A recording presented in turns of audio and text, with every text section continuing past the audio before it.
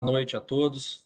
Sejam bem-vindos aqui a mais um evento onde a gente da Banespa TVM fala um pouco sobre o relatório de gestão do Becri, dessa vez referente ao mês de maio. Sejam muito bem-vindos. Eu gostaria de alertá-los, né, aqui da nossa de como vai funcionar esse bate-papo, né? Então, a gente vai passar aqui sobre pelo relatório, abordar os pontos que a gente acha mais interessante para comentar, mas vocês também têm a possibilidade de enviar perguntas, né, para que a gente possa esclarecer da melhor maneira possível todos os pontos que, porventura, né, vocês tenham dúvidas. Eu peço só a gentileza para enviar as perguntas para os membros de equipe que aí eu tenho uns colegas aqui que estão me ajudando também nessa live, e eles vão passar para nós aqui a pergunta e a gente responde todas elas, tá bom? As que a gente não, porventura, não der tempo para responder, tá? Posteriormente a gente responde a todos, né, por e-mail. Aí é interessante também, se for possível, colocar o e-mail, que aí a gente não perde nenhum ponto, né? Aí, o Adriano, você pode só me orientar aqui direitinho para fazer a pergunta, porque eu não estou achando aqui. É simplesmente. No canto inferior, onde tem uma interrogação, Ah, sim. PIR. E aí direcionar para membros de equipe. Ok. Exatamente. Bom, pessoal, vamos lá, né? Aqui nós temos alguns canais de comunicação que a gente está num esforço aí de comunicar melhor com os nossos cotistas, ou pelo menos disponibilizar canais de comunicação com os nossos cotistas, né? Essa live é um deles, né? E a gente tem feito isso de uma forma mais rotineira, e isso faz parte da nossa rotina. Além dela, nós temos aqui um contato direto com a gestão, né, através de e-mail, que é esse mailing list, onde os cotistas podem cadastrar o seu e-mail e pedir para receber as informações do gestor. Então, toda a informação publicada pelo gestor que a gente divulga vai também para os cotistas que estão cadastrados nesse e-mail. Eu faço o convite para vocês se cadastrarem. Bom, a gente colocou essa live, né, em destaque logo após o início, porque é o que a gente gosta de fazer, né, de estar mais próximo dos cotistas, a gente sente essa necessidade. Então, aqui a gente já começa o relatório falando essa live do gestor, que ela acontece aqui sempre depois da divulgação do relatório, né? Então, eu peço a vocês que participem e compartilhem esse link, né? São links distintos, né? Eventualmente, cada relatório a gente disponibiliza o link, mas a participação é fundamental para que os cotistas esclareçam suas dúvidas diretamente com a gestão do fundo, né? Que eu acho que é o melhor caminho para sanar qualquer dúvida. Aqui um relatório ele traz uma parte aí introdutória falando sobre as características do fundo, cotas, quem é o administrador, o gestor, os prestadores de serviços, taxas, né? Eu não vou entrar muito nesse método porque é uma informação mais estática, né? Quando a gente olha para esse outro quadro aqui, aí sim a gente tem assim, a primeira informação que a gente julga mais relevante, né? É uma mini DRE dos resultados do fundo, como o fundo se comportou ao longo de alguns meses e como ele está acumulado no semestre, né, os resultados. Então, a gente chama atenção aí, porque algumas receitas elas refletem o momento em que o mercado está vivendo, de redução de taxas de inflação, etc. E isso eu vou comentar mais à frente, que ela impacta, como ela impacta os fundos de investimento, o nosso fundo de investimento do BCRI, né? Aqui é um pouco sobre a distribuição mensal do valor que foi distribuído, né? O BCRI distribuiu no mês de maio 80 centavos por cota, um yield aí de 1% sobre o valor de mercado das cotas, né? E a gente observa, né, a queda de índices de inflação, né, com o IGPM, por exemplo, que é o benchmark do fundo IGPM mais 6, está com uma deflação aí acumulada nos 12 meses de 4,47. Aqui um quadro também que traz um histórico de como foi essa distribuição ao longo do tempo, né?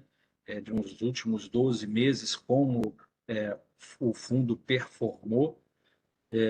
Então, a gente percebe aqui, né, também um momento onde taxas de inflação elas estavam mais elevadas, o fundo ele distribui uma rentabilidade mensal maior quando a inflação ela entra no momento aí de convergir para a meta de uma redução de inflação, ele tem uma menor distribuição. Isso aliado a alguns outros fatores também, alguns eventos que a gente vai falar mais à frente, né, sobre que impactaram o fundo aí nesse momento do primeiro trimestre, principalmente, onde foi mais desafiador para a indústria de fundos de investimento como um todo, né, fundo de investimento imobiliário. Bom, aqui um histórico também da distribuição de rendimentos por cota, de como foi essa distribuição, né, para o cotista ele tenha uma noção da distribuição, como o fundo performa ao longo do tempo. Aqui a gente chama atenção para como é feita essa distribuição de rendimentos, né? Porque acho que o BCRI, nós tivemos aí alguns eventos de inadimplência na carteira que levaram a uma percepção de risco maior do que o fundo efetivamente possui, né?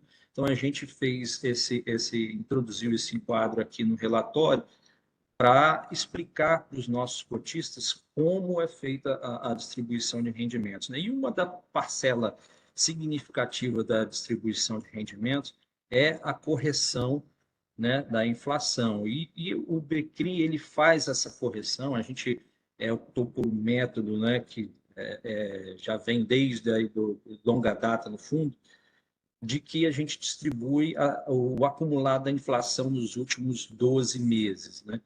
E isso tem, assim, evita uma volatilidade maior na distribuição de rendimentos e em determinados momentos aonde a gente tem um período de deflação, ele faz com que essa deflação, como aconteceu nos meses passados, não impacte muito o fundo em determinado momento, mas ele pesa nessa conta ao longo desses 12 meses, né? Então, isso, a gente também está vivendo um pouco disso, né? Onde essa deflação, ela também faz parte, está contaminando, de certa forma, a distribuição de rendimentos, e acho que a gente trouxe isso para esclarecer, porque pode ser que tenha uma percepção de um risco maior em função da distribuição de rendimentos ter caído do ponto de vista histórico,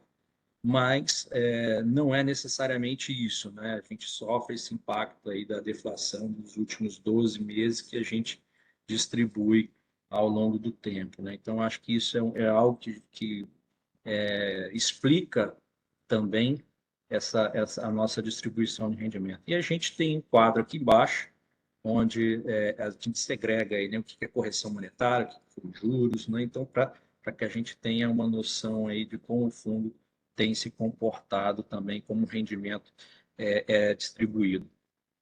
Aqui a carteira do fundo, a gente gosta de uma diversificação de ativos, a gente tem pulverização de ativos, né? Embora a gente tenha aí alguns ativos com um peso um pouco mais, em torno de 5%, 6%, mas a grande maioria dos ativos ali gira em torno de 3%, 2%, que é o que a gente atualmente nós estamos mirando, que a gente acha que é o mais adequado ter na carteira, no portfólio de fundo, uma pulverização de emissores maior, uma pulverização de risco maior, e nesse momento, especificamente, nós estamos mirando ativos mais conservadores, com boas taxas, que tenham excelentes garantias e que vão agregar ao longo do tempo para o cotista uma rentabilidade interessante, adequada e com uma segurança que o momento atual tem permitido, né? Bom, então aqui em ordem decrescente, os ativos que a gente tem na carteira, com os respectivos indexadores. né? Então, são 2 páginas de ativo, é uma carteira bem pulverizada, bem diversificada. Temos aqui fundos de investimento imobiliário na carteira, alguns fundos de investimento que a gente já sinalizou um tempo que pretende desfazer dessa posição, são ativos que agregaram muita rentabilidade no passado, ganhos de capital e etc., mas que a gente já há um tempo optou por focar mais em CRIs, em ativos, né, diretos, evitando aí a exposição em fundos de investimento. Não que isso tenha, assim, o momento deles não é necessariamente o melhor momento, né? A gente, essa conjuntura econômica mais desafiadora de aumento de taxa de juros, né, e de alguns eventos aí de inadimplência, a gente até imagina que, olhando mais para frente, um cenário prospectivo, com menor taxa de juros, com um crescimento um pouco melhor do que a gente tem vivenciado, e até o Brasil tem surpreendido com um crescimento assim um pouco das expectativas. A gente tem, estamos sendo revisados aí o crescimento para cima, né, a expectativa do mercado de um corte de taxa de juros já para o segundo semestre, isso tende a ajudar esses ativos de maior risco, mas então a gente está buscando aí um melhor momento, uma janela de oportunidade mais interessante para que a gente aliene esses ativos, né? E invista o recurso diretamente em CRIs. Aqui um pouco da exposição como a carteira está colocada, né? A carteira hoje ela é majoritariamente IPCA, uma taxa de 7,33, tem ali um percentual de CDI mais taxa de juros, temos ali um percentual em caixa, né, que nós, vou falar mais à frente, né, dos ativos, o ativo que a gente está adquirindo para o CRI, que a gente acredita que vai agregar valor, né, para a nossa carteira para o cotista. A posição da carteira é 6,33 em fundos imobiliários, o caixa 7,25, e o restante da carteira preponderantemente em CRI, e o que a gente vai caminhar com esse fundo é para que ele tenha apenas certificado de recebíveis imobiliários. Essa é a nossa intenção. Um pouco da diversificação dos fundos por setores, né? Aqui é onde está distribuído o fundo, e aí a gente observa ali mais aonde tem a poupança do país, tem mais relevância. E aqui a gente entra propriamente dita no comentário, né, que a gente faz no mês de maio, e aí depois disso a gente abre para perguntas, né, para privilegiar esse momento de interação, né? Então, o Becri ele encerrou maio com cerca de 45 milhões em caixa, 5 milhões foram destinados a pagamento de rendimentos, como eu falei, 0,80 de dividendo por cota, que deu um yield aí a valor de mercado de 1%. Né? A gente percebeu que o mercado secundário, de uma maneira geral, ele reagiu bem a essas expectativas de corte de taxa de juros, né? Que elas precisam se concretizar efetivamente para que o mercado tenha aí uma melhor consistência nessa recuperação, né? A princípio, o Banco Central, na última reunião do Copom, ele retirou algumas frases mais duras, mas ele ainda manteve o tom, né, de manutenção, pelo menos, né? E acho que ele está vendo dados para que decida aí quando o corte de juros acontece. Então, a gente está num momento onde a taxa de juros saiu de 2, foi para 13,75, e teve todas essas implicações, né, de realmente esfriar a economia, de dificultar o crédito, etc., para trazer a inflação para a meta. E isso tem seus efeitos colaterais. E a gente vivenciou esses momentos, esses efeitos colaterais em alguns dos ativos, né? Não só o nosso fundo, mas outros também foram impactados por esse movimento. Mas a gente está olhando para frente um cenário prospectivo mais benigno, em função de uma possibilidade de redução de taxas de juros, onde tende a favorecer mais esses ativos, né? Então, a gente vê com bons olhos esse movimento e que o BCRI ele tende a ser beneficiado por esse movimento como um todo. Em maio, né, a cota apresentou uma valorização de quase 17%, em virtude até de uma queda também muito aguda, né, que nós tivemos, dado alguns eventos de inadimplência que aconteceram no fundo, e uma percepção de risco ainda mais exacerbada do que a gente acha que seria o adequado, né? Então, eu acho que o mercado também entendeu que isso era uma precificação equivocada, né? E ia estar com uma valorização, e a gente entende que ainda, né, esse movimento de cenário se concretizando, o fundo ele tende a performar melhor do que ele tem se precificado. É claro que ainda existem movimentos, né, que precisam se consolidar, né, a taxa de juros precisa efetivamente cair, o Banco Central precisa sinalizar um possível corte, né, mas a gente tem confiança aqui no trabalho que tem sido feito, desenvolvido, executado, e a gente acredita que, prestando esses esclarecimentos, mantendo os cotistas a par, né, de toda a situação do fundo, e do cenário prospectivo mais benigno, que isso tende a acontecer. Bom, aí a gente fala um pouco sobre o mercado de inflação, né? Onde a gente percebe aí que tanto o IGPM negativo, o IPCA convergindo, caiu bastante, mas ainda nos núcleos apresentando uma certa resiliência. Isso aí o Banco Central deixa o Banco Central mais reticente, né, em sinalizar um corte de taxa de juros, né, embora exista aí alguns ruídos, né, principalmente do ponto de vista de alguns setores, né, algumas alas que pressionam o Banco Central para que esse corte aconteça de uma maneira mais rápida, né, e num tempo diferente do que o Banco Central está olhando. Esse ruído é geralmente ruim, né, para os ativos de risco, mas sim, do teto, eu acho que a sinalização desse último cupom foi do teto, e aí para baixo, né, acho que o mercado não vê mais uma possibilidade de aumento de taxa de juros, salvo se acontecer algo bem inesperado para a economia, vai assim dizer. Nós comentamos aqui também a respeito do ativo, né, que a gente está colocando na carteira, que é um CRI lastreado em contratos atípicos de aluguel, vencimento 2032, com remuneração de IPCA mais 7,95.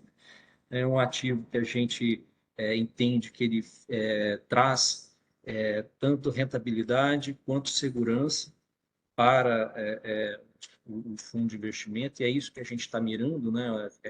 Rentabilidade, segurança. Por exemplo, esse ativo é lastreado em contratos atípicos e ainda possui um seguro, né, contra eventuais inadimplências. Então, a gente conseguiu uma taxa interessante, um ativo com uma segurança também muito robusta e que tende a agregar resultado para o fundo. Aí a gente traz também uma atualização sobre o CRI GVI, né, que é um CRI da Gramado, desculpa, o CRI GVI, que ele tem ali, foi decretado o vencimento na última assembleia de crisistas, tendo em vista, né, a inadimplência que aconteceu. Nós estamos acompanhando muito de perto esse desenrolar desses acontecimentos, né? Então, uma vez decretado o vencimento antecipado, estamos em processo de execução das garantias, mas também abertos a possibilidades de acordo, de negociação, porque acho que um ativo estressado numa briga judicial, acho que não traz tantos benefícios quanto um alinhamento entre as partes e que esse alinhamento seja bom, né, para os cotistas, para o fundo, que a gente consiga efetivamente valer os direitos, os nossos direitos, e o devedor cumpra com suas obrigações, né? Então, a gente tem estamos abertos a essa possibilidade, mas não por isso nós deixamos de exercer, né, a nosso dever de cobrar isso nas últimas instâncias para que o recurso volte, né, de forma adequada para dentro do fundo. Aqui a gente tem uma atualização também sobre o CRI-Croton, né, que o CRI-Croton ele teve uma assembleia convocada para discutir um vencimento antecipado em função de uma inadimplência, né, e em função também de um evento de entrega das chaves, né? A locatária devolveu, né, um imóvel, entregou as chaves e o CRI baseado no contrato atípico que, a princípio, né, a gente entende que eles precisam honrar com a rescisão contratual pagando a multa, né? Então, isso para nós é pacificado, a gente tem esse direito e nós vamos buscá-lo também, né, defendê-lo nas últimas consequências. Isso é importante. O que temos de garantia para esse ativo, né? São o imóvel que foi dado em garantia, que a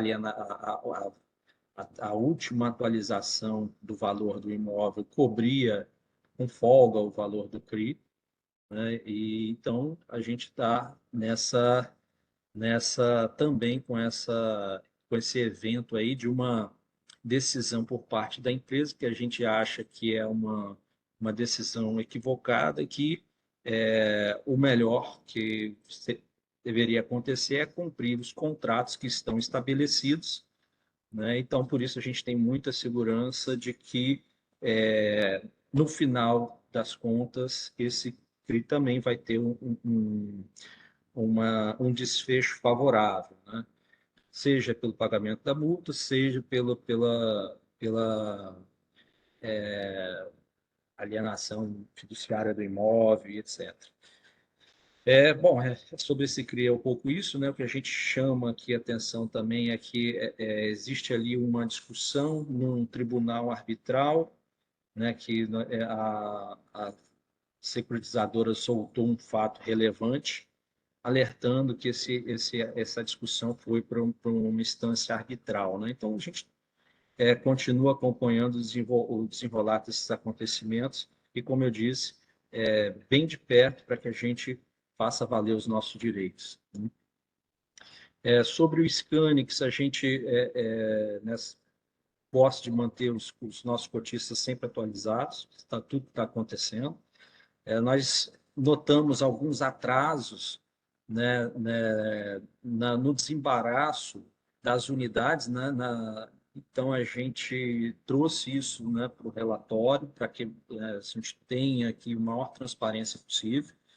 É algo que a gente entende que é um trâmite burocrático, mas nem por isso a gente abre mão de em determinar se esse atraso ele for um atraso muito que prejudique, né, a concretização do acordo, que a gente volte com a execução das garantias, né? Então, a gente está esperançoso que esses entraves burocráticos eles sejam superados o mais rápido possível para que o CRI volte, que esse ativo, né, que esse acordo seja cumprido. Mas, caso não aconteça, voltaremos com a execução, né, da dívida. É importante também falar que nós já recebemos em torno de 4,5 milhões desse ativo até então, né? Também a gente chama aqui a atenção no relatório para o CRI da BR Distribuidora, que é um outro ativo que a gente também está em uma discussão na arbitral, né? Porque bom, assim, a gente acaba vivenciando essas soluções mais criativas por parte dos devedores, porque no final das contas o contexto econômico ele não está favorável, a taxa de juros está subindo, quer dizer, subiu, né? Isso restringiu aí acesso a créditos e consumo de uma maneira geral. Então a gente vê as empresas tomando decisões que às vezes nem se sustentam no longo prazo, como a gente entende que não se sustenta, mas que podem ser discutidas na justiça e, no final das contas, ganha-se tempo, né, para que ocorra ali uma mudança de cenário. É um pouco essa percepção que eu tenho, que possa estar acontecendo de uma maneira, por parte de algumas empresas. Não acho que não, talvez esse CRI não é necessariamente isso, mas é porque foi recentemente comprado, né? E essa empresa, a BR Distribuidora, foi vendida para a Vibra, e a empresa privada ela quer reduzir custo, ainda mais nesse cenário mais desafiador. Acho que talvez essa solução mais criativa, que a gente entende que não sustenta, foi colocada na mesa, mas que não prospere. Acredito que não vai prosperar, porque isso traz uma insegurança não só para o BCRI, mas para o mercado como um todo, né? Então, isso a gente tem muita confiança de que não prospere.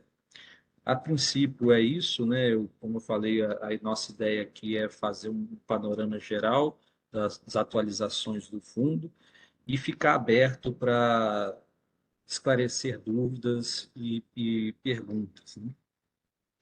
Aí eu passo a palavra aí para os nossos colegas membros de equipe, se tiver alguma pergunta aí que eu possa respondê-las, por favor. Tem até bastante pergunta aqui.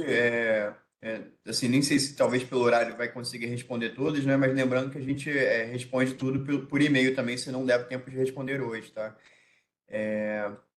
Vamos lá, primeira pergunta aqui. O fundo manterá o valor de 80 centavos de distribuição para os próximos meses? Haverá distribuição extraordinária no fechamento do semestre? Então, essa é uma resposta que a gente não faz guidance, distribuição, né? E se a gente fizer, a gente precisa se comunicar da melhor maneira possível, o mais transparente possível e de uma forma uniforme.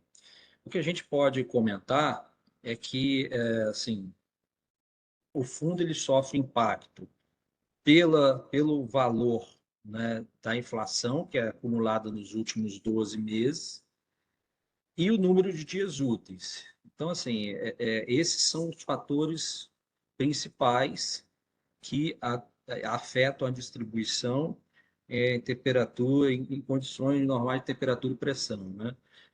Então, assim, acho que há uma tendência, né, de uma melhora mais à frente, porque com o passar do tempo, esses meses de deflação eles saem da conta e o fundo ele tende a ter uma melhor distribuição do fundo, de rendimentos para os cotistas.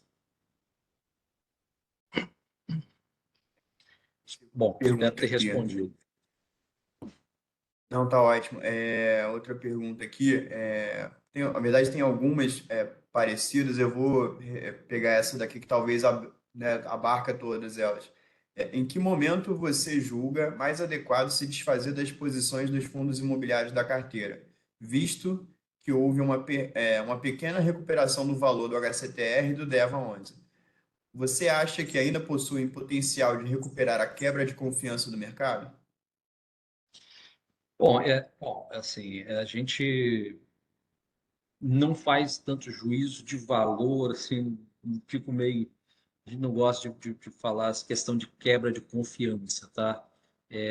De uma outra casa, outras casas. Bom, eu acho que as princípios estão buscando os melhores caminhos para resolver todas as questões que existem ali, né, no fundo, né? Esse é um dever fiduciário de cada um dos prestadores de serviço, né, tomar as melhores decisões em função dos cotistas, é, e é um pouco isso que a gente também tenta fazer olhando para esses fundos aqui, né? Porque assim, nós desde o ano passado nós sinalizamos uma vontade de se fazer dos ativos, mas como eles estavam um pouco abaixo do valor, né, de aquisição, nós estávamos buscando uma melhor janela de venda, né? Fato é que o cenário se mostrou muito mais agudo, né? Principalmente ali depois do evento Lojas Americanas, Light também, que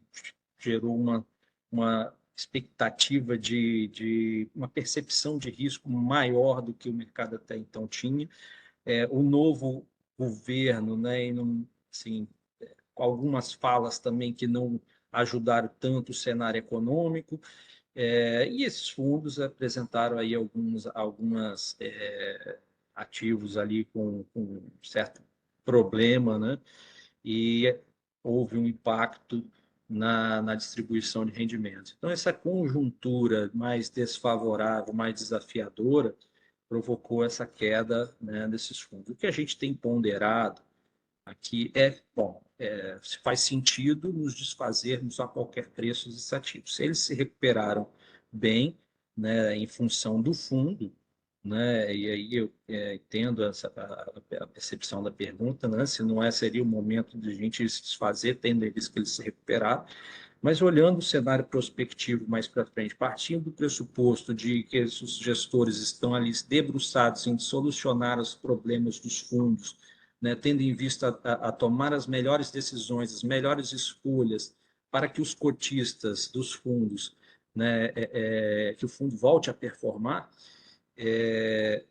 e olhando um cenário prospectivo de redução de taxa de juros, de uma melhora da economia, esses fundos que são mais ligados a ativos onde a taxa de juros penaliza um pouco mais incisivamente, né, alguns setores, eles acho que há um espaço que a gente entende que possa ter uma janela mais favorável para a venda. Então, é nesse sentido, e até para também para preservando, buscando preservar a distribuição, né, de rendimentos do BCRI, a gente tem optado por acompanhar o desenrolar dos acontecimentos, acompanhar a evolução do preço desses ativos, e buscando realmente uma janela de oportunidade mais favorável para que a gente migre, como eu falei, né, saia de fundos de investimentos imobiliários e entre em CRIs, para que a gente não tenha mais esses ativos na carteira. Não esse, nem outros fundos, não é a nossa cabeça nesse momento colocar na carteira do fundo.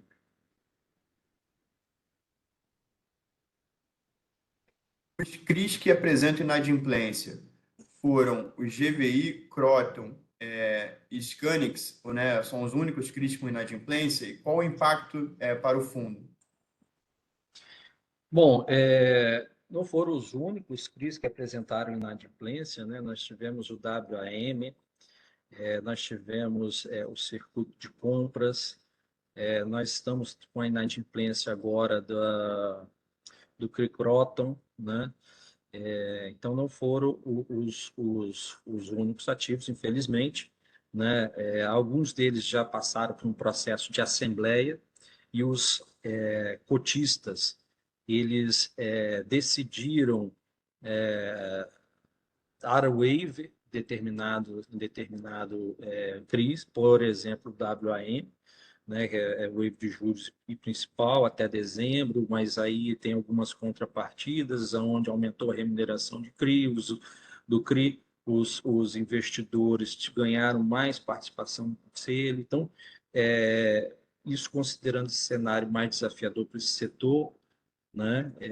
Então, entendeu-se ali os investidores reunidos em assembleia que faria sentido conceder o waiver, né?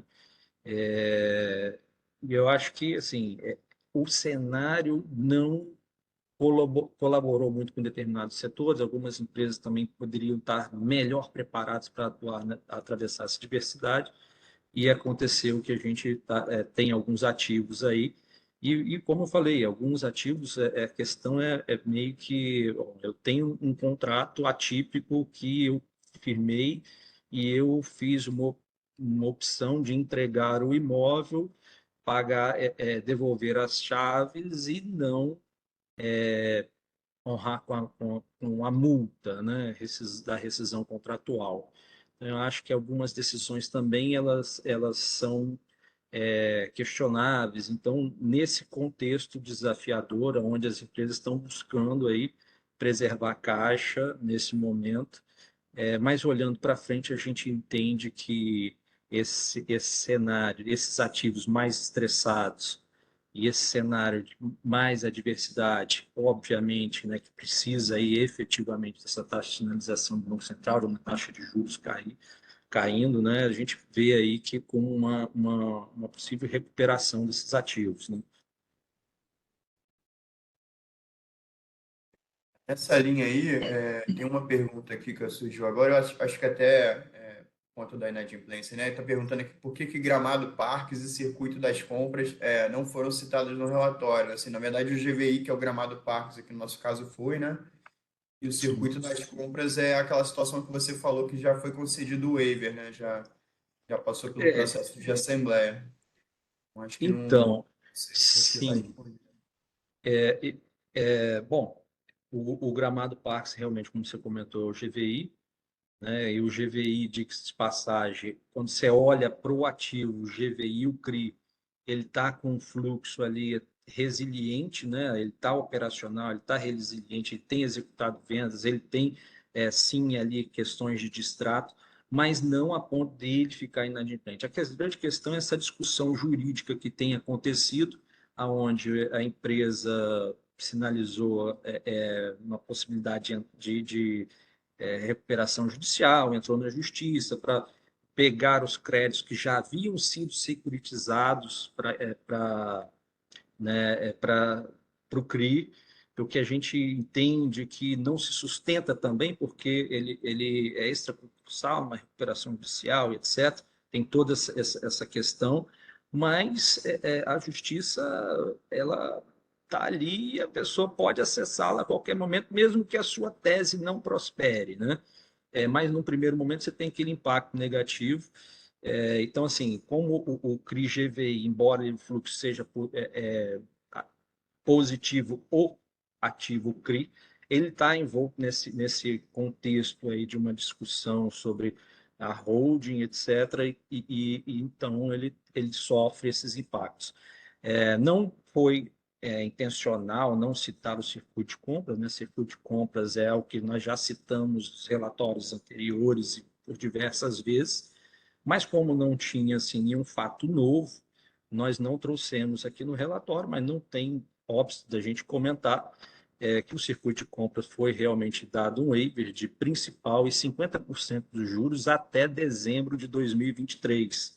Né? Então, esse ativo ele está com esse waiver e tem honrado com seus compromissos a partir desse novo fluxo, né? A partir da Assembleia de Crisistas que definiu. Né? Então, não é nada intencional, é transparência assim, eu acho que esse canal aqui, né, nos possibilita sanar essas dúvidas, né? Agora tem uma pergunta aqui sobre o ativo novo, né? Ele está perguntando qual deve ser o percentual de participação desse novo ativo na carteira. Então, esse ativo, a gente está, esse e outros ativos, né? A nossa intenção aqui é ter uma pulverização da carteira interessante, né? Então, a gente acha ali que 2,5%, 3% seria assim, um limite de um novo ativo. A gente está mirando mais embaixo, né? Então, a gente está com essa cabeça de uma pulverização maior desses ativos, então não deve, não vai passar ali de 2%. Então é algo que vai manter a pulverização e é o que a gente tem buscado para o fundo agora no ano 2023, nesse novo momento, né? Então, a ideia é pulverizar, ter ativos que tenham boa rentabilidade, com uma segurança interessante, porque o momento é propício para isso, né? A gente está aí com taxas de juros elevadas, etc. Então a gente consegue buscar bons ativos com segurança, com taxas que vão agregar no longo prazo uma rentabilidade interessante. Uma pergunta aqui em relação aos fundos imobiliários da carteira, né? Se eles estão a preço de custo ou a de mercado. Em relação ao PL, eu acredito que tem a ver com o relatório, né? A gente tem uma coluna lá na carteira que fala do preço de custo, preço unitário, né? Mas o volume financeiro ali é o valor de mercado atual. Sim, isso é o valor de mercado. Obrigado. Beleza. Outra pergunta aqui. Não, a pessoa agradeceu sobre a resposta da Gramado Pax, né? Que era o GVI. Uma sugestão de maior participação em lives. Parabenizou aí pela iniciativa de estar mais próximo dos cotistas, né? Gramado Parques, você já respondeu. Ah, tá. Será mantido os percentuais de IPCA em 77% na carteira e o percentual de CDI? A gestão pretende manter esses percentuais? Bom, quando a gente fala em diversificação, a gente fala de diversificação em todos os níveis, né? De emissores, de indexadores, de região. Hoje, a gente está priorizando rentabilidade e segurança em detrimento a escolher determinado indexador. O caixa do fundo ele não é tão significativo, né? A gente tem um volume aí relativamente pequeno para fazer novas alocações e o que a gente tem buscado são oportunidades com segurança e rentabilidade. Essa taxa IPCA mais 7,95, eu não acho uma taxa muito boa para o nível de risco que o ativo oferece. Não vejo problema em colocarmos outros indexadores, como eu falei, acho até salutar, né, que a gente tenha essa situação. Acontece que, como eu falei, a gente tem priorizado, dado um peso maior a outras características. Mas sim, a gente pretende, esse é dinâmico, conforme as oportunidades de mercado, mas a gente olha também outras taxas de CDI, então esse percentual não é um percentual fixo, ele muda conforme as oportunidades de mercado aparecem e conforme a nossa percepção de risco aí com o ativo que a gente possa botar na carteira. A maioria das perguntas aqui acho que já meio que foram respondidas, né? Porque são em relação a Gramado Parques, acho que você já respondeu. A última aqui seria, talvez não tenha sido respondida, é o percentual de inadimplência da carteira. Bom, inadimplência da carteira, nós temos. João, me ajuda aí, você que está um percentual, eu confesso que eu não acabei não somando. Bom, a gente tem ali o WAM, nós temos o CRI Croton, nós temos o GVI, eu vou ter que somar aqui, mas Assim, lembrando que, igual você falou, o WAM ele já passou pelo o processo de waiver, WM. né? Hoje ele não está inadimplente, né? Ele foi concedido um waiver aí pelos titulares do CRI, né? Obrigado, João, é isso mesmo. Até o fim do ano. Então, na verdade, aí seriam realmente aqueles casos do Croton, o GVI, E o assim, Scanix. inadimplentes. E o Scanix, o Scanix já está no processo de acordo, né? Já foi feito o acordo. A Fez um gente, acordo também.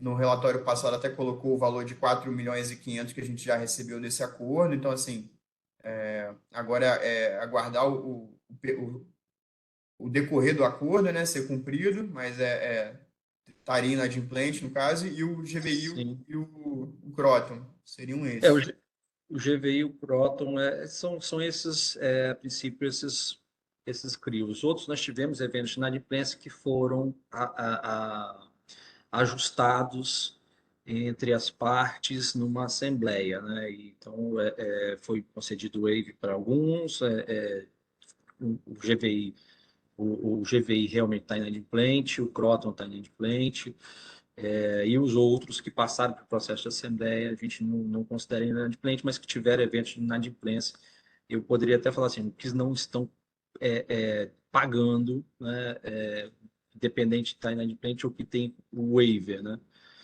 Então, acho que Você quer seriam dar esses. uma noção aí mais ou menos também do impacto no rendimento mensal, né? Por exemplo, em maio, o Scanics, GVI e Croton teriam dado em torno de 4 centavos aí. Sim. Seria mais ou menos esse o impacto. Marcos, acho que de perguntas aqui já foi tudo respondido, tá? Fica à vontade aí, acho que já pode encerrar. Bom, mais uma vez, eu queria agradecer a vocês pela confiança, né, por estarem aqui nesse horário, né, por nos ajudar a dar mais transparência com o fundo aqui, mandando perguntas e que a gente, na medida do possível, aí, respondeu, tá? Se tiver alguma pergunta que, porventura, ainda fique algo que precise ser melhor esclarecido, fique à vontade para mandar um e-mail para gestão.dtvm@banest.com.br. Como eu falei, esse aqui essa é uma nova rotina nossa, né? Já essa é a terceira live que a gente está fazendo de apresentação do relatório. Agradeço a sugestão de participar em mais lives. Sim, estamos nessa cruzada aqui de divulgar o fundo, de ficar mais transparente e de comunicarmos da melhor maneira possível do que está acontecendo dentro do fundo. Então é isso, gostaria assim, de agradecer enormemente a todos vocês que participaram. Fico à disposição aqui dos nossos contatos, ok? Obrigado.